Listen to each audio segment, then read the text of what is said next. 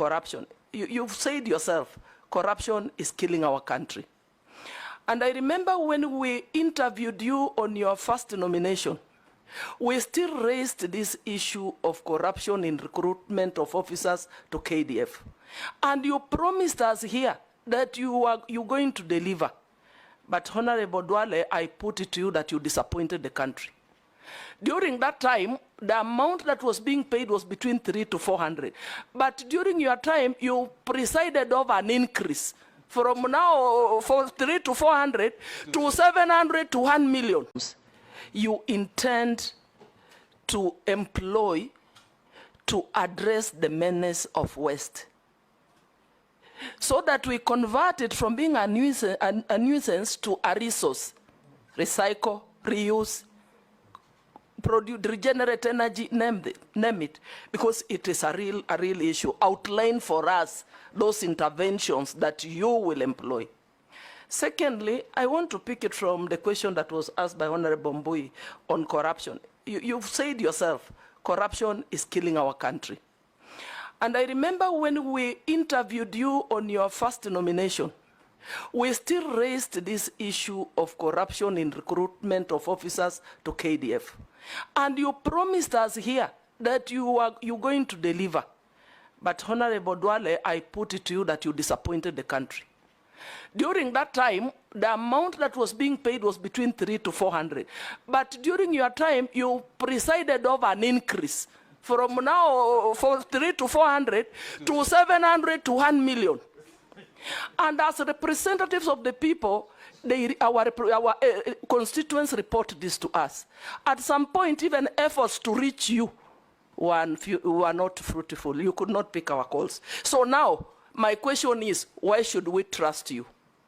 Why should we believe you? Why should we believe that you are not going to transfer this corruption to the Ministry of Environment? Because even there's recruitment of forest to others. You need to assure Kenyans that you will do something when you get to the Ministry of Environment. Lastly, Honorable Chairman. Last two. On deforestation. Okay. There's a lot of felling of trees, even in public forests. We are saying, let us plant trees. Let us plant. But what are we doing about deforestation? Can I ask the last one that have been requested by the public? Go ahead.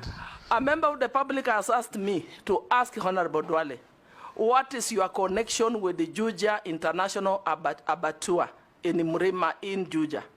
It has environmental wastage. I don't know what that means. Probably you can give your thoughts on that. Thank you. Let me start with something Mrima Juja. Maybe the people who I sell my fattened bulls take to many slaughterhouse.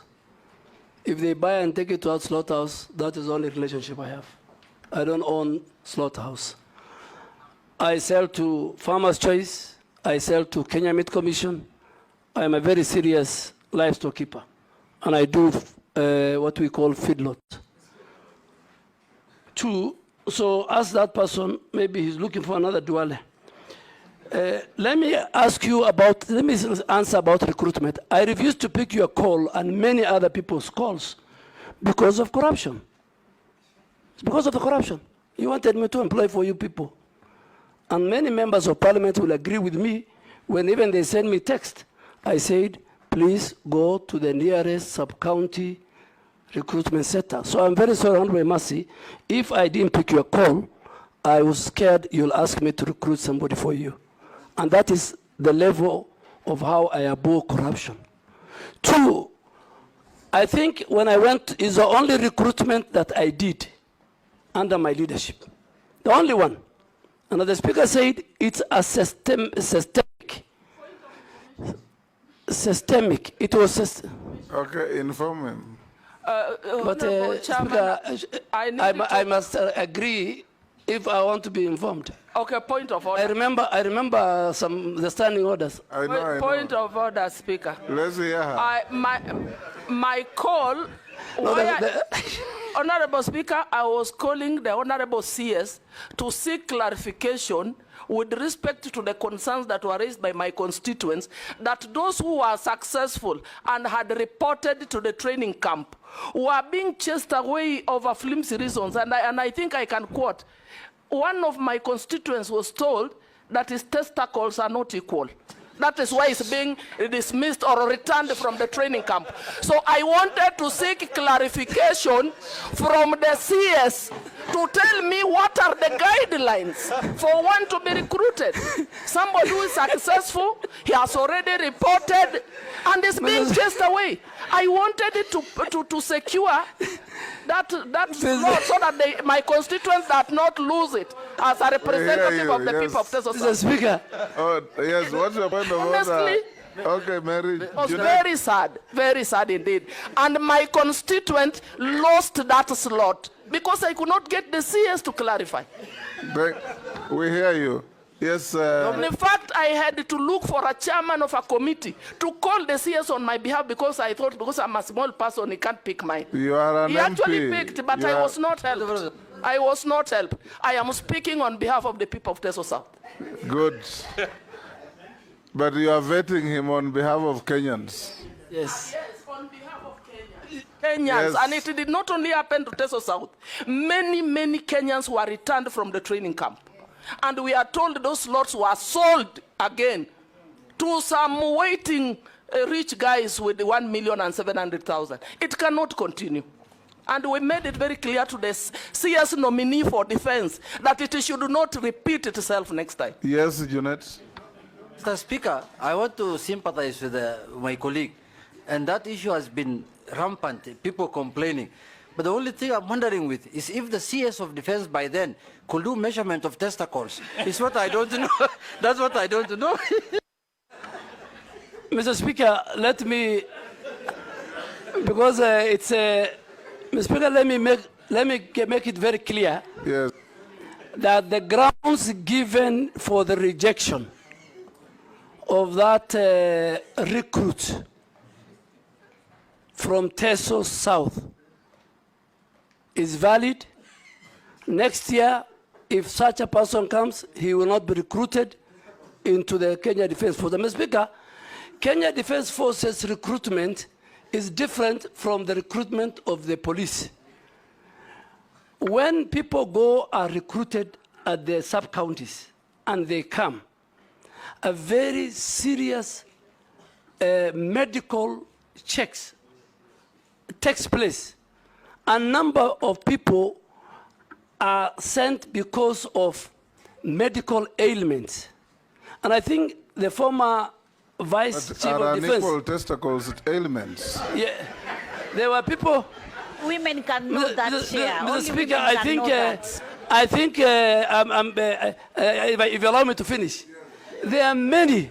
The testicle that ought to go to is one of them. There are many, and the chairman of defense will agree. They measure... Point of order. Let me finish before the point of order.